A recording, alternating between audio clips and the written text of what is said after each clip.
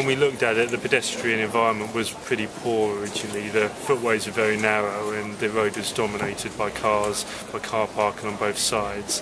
And then there was a general desire to improve the ambience of the street and give it a more aesthetically pleasing feel.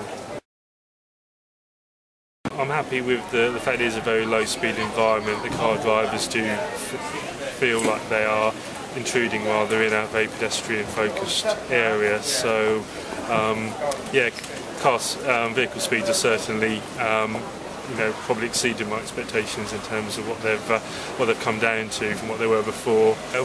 Probably would have been nice to have really engaged. We had very, very high levels of engagement with the disability groups in the area, but probably could have done a little bit more with the business community. I think the general level of courtesy between car drivers to pedestrians and vice versa.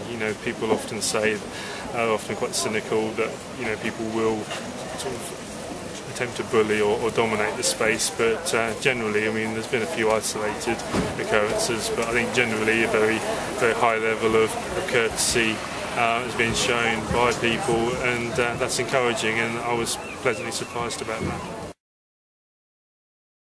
We're also really looking at how you can use some shared space, shared surface philosophy in more modest, smaller scale schemes, sort of like parish council funded improvements around a village green, for example, where very, very modest amounts of money are involved, but just by using a bit of design intelligence and a bit of